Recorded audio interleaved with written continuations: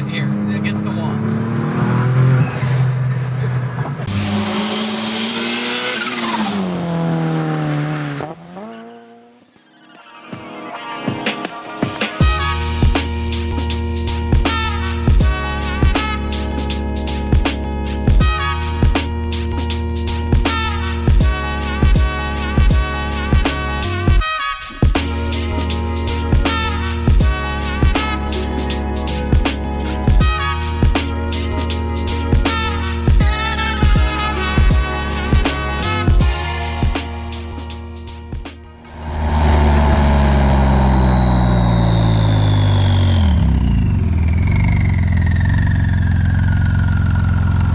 Today, ladies and gentlemen, we are in a very special car today. This is a 2002 996 Porsche Turbo 911. So, the 996, I was always told by very educated people in the European car world that if you wanted to have more of a tuner car Porsche, the 996 was a really good option. The reason they always said that was that the factory motor was really stout and really strong, and today is the utter proof of that. So also, the 996 Turbo is all-wheel drive. However, don't let that fool you. It's rear-wheel drive bias. And by having that rear-wheel drive bias, that's how you get that notorious 996 Turbo squat.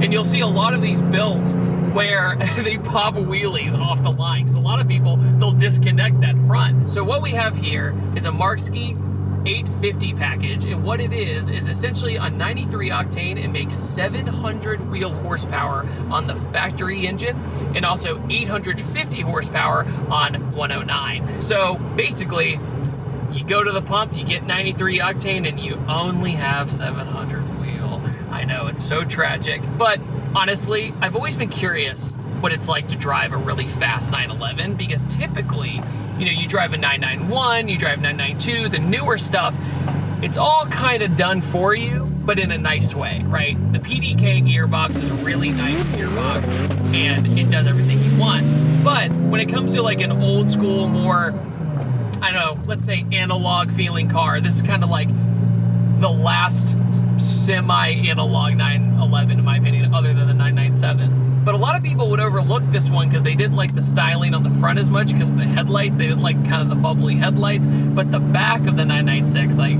absolutely adore. But the 996s, you can build them into crazy sleepers. And I would actually argue that this car is a sleeper in a lot of ways. Sure, it's a Porsche, but you would never know it makes 700 wheel horsepower. Except when you're driving behind it, because it's quite the talkative car.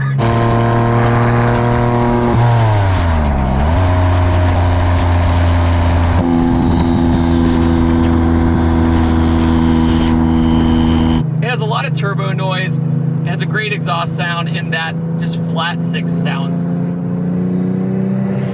incredible. What do you do to make this have 700 horsepower with the package? In a nutshell, you do basically upgraded intakes, upgraded intercoolers, and at the same time, you have Zona 3071R turbos. So it spools up faster, and it makes all the power in the world that you need. Honestly, the turbos are very talkative. They make a really nice sound, but under about 3,000 RPM, you just have a little bit of exhaust noise, and that's all you have. But let's talk about the interior of the 996 real quick before we have a bunch of fun. So basically, it's not everyone's favorite. In my opinion, it's just fine. Like, it doesn't have anything bad about it. It doesn't have anything significant about it. It's just a nice Porsche interior from the early 2000s. And where was I in the early 2000s? I mean, I was in middle school, and this car was $150,000 or around that area. So adjusted for inflation, this was a very expensive car. For a lot of people, if they were spending that kind of money, you know, they probably wanted to look at the Ferrari or the Lamborghini because it got the looks. This car probably didn't get the same metal looks. But you get these cars, especially the manual 911s, for the driving experience. Even if they just look normal to the human eye, that kind of makes it special in my opinion, because you can still have fun and not upset everybody around you. So that's another plus. So another thing is, you have to turn traction control off or it'll pull boost or pull timing. All right.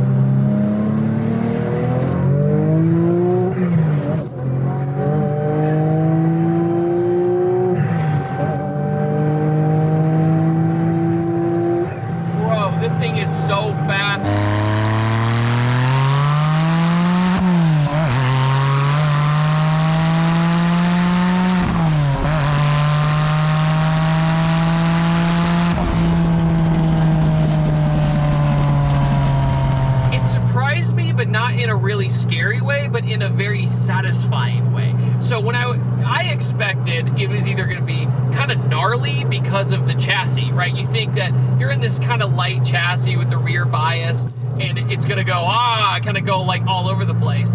But as soon as I hit it, I was like, oh, I'm okay. Like, it's going to be fine. And as soon as I went into that third gear, I was excited because I knew that it was just going to be this smooth, serene experience with this very gnarly sound coming out the back. It's not, I'm sure on camera it's not that loud, right? But I could tell you that the power band is so delicious. Like, when you go into fourth gear, you are rolling. Like, it's, I'm not speechless, but I'm trying to describe it because I've driven 911s before, but they don't feel like this. They just don't. The gearing is perfect.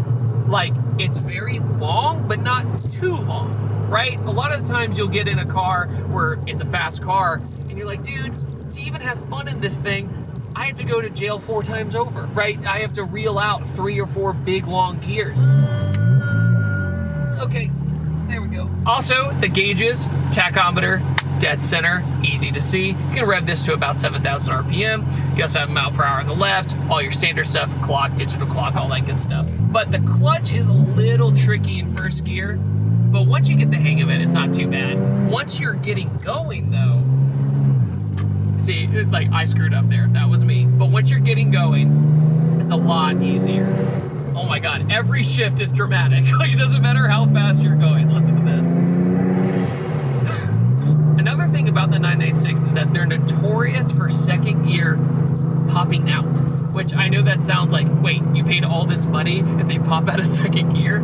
Well, to be fair, you can fix the issue pretty easily. And typically, what a lot of people do is they take the 997 shifter and they put it in the 996. It is not guaranteed that it'll completely fix the problem, but it'll really help the problem. Let's talk about steering and seating position. A lot of people don't understand why people are obsessed with Porsches, and you will not know until you actually drive one, because it's the way you sit in it, the way it makes you feel. Your visibility is perfect. Like, you don't have any visibility issues, not like in other supercars. So it's comfortable. You're not in any cramped spaces. It's not like one of those things where you go to the car show and you come back and you're exhausted.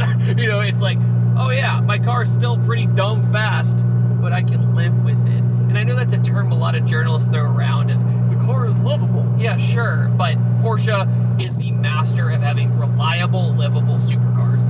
And honestly, when it comes to reliability, I've never seen completely, out of all the cars I've ever reviewed, Porsches have never let me down.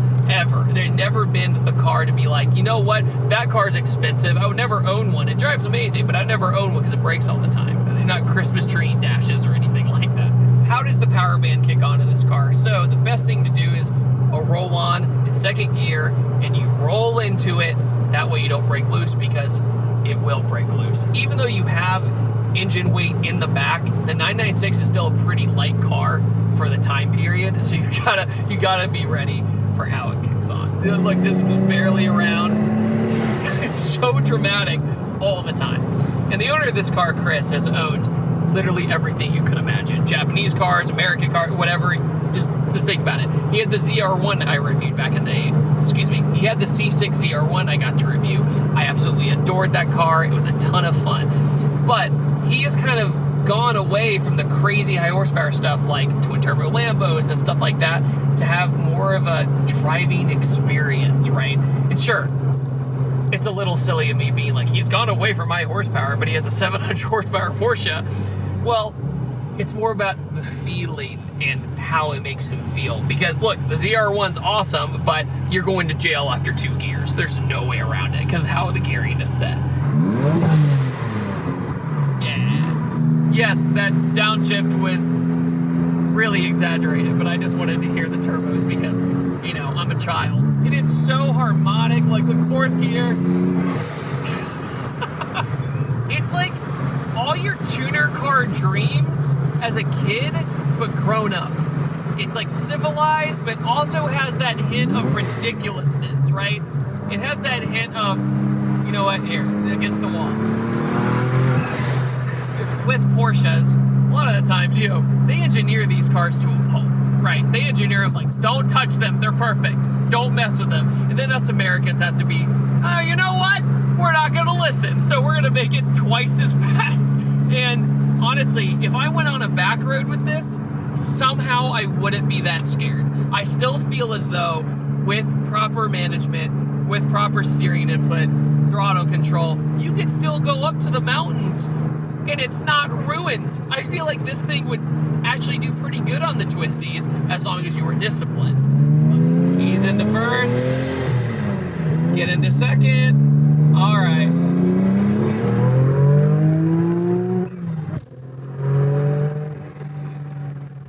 And traffic.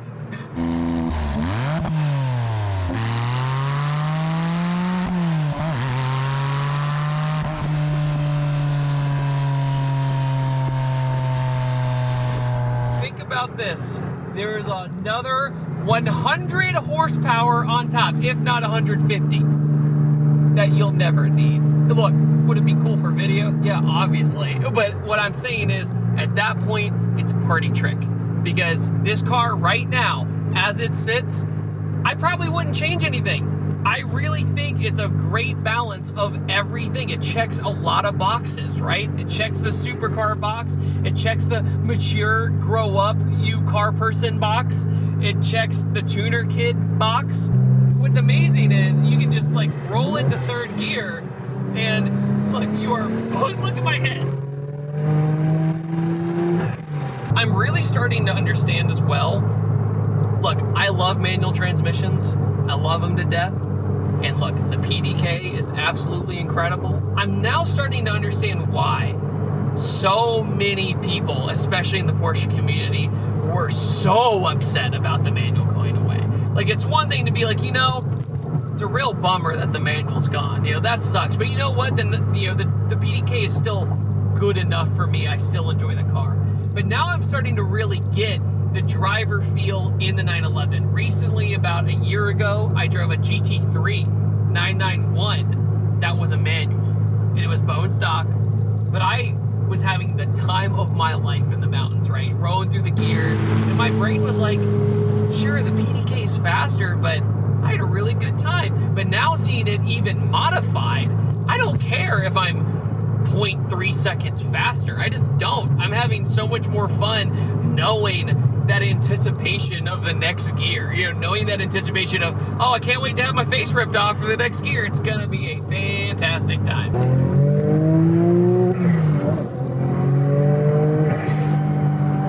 So another thing I want to add is when you drive a factory new 911, you don't get a lot of turbo noise really at all. If you really think about it, it's mostly that sensation of a little bit of turbo, but it's so engineered and so engineered well that I've made this argument before that German cars, modern German cars for me, are almost impossible to review and make interesting because they're so good. I know this is a weird thing to say, but on camera, there's no drama, there's no whatever. The car is great, it does the thing, right? And that's it.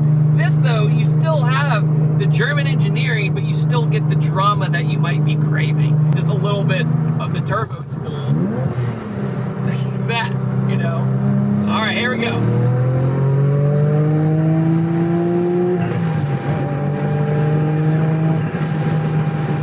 So, Porsche 996. Twin turbo upgrade, whole nine. What do I think of it?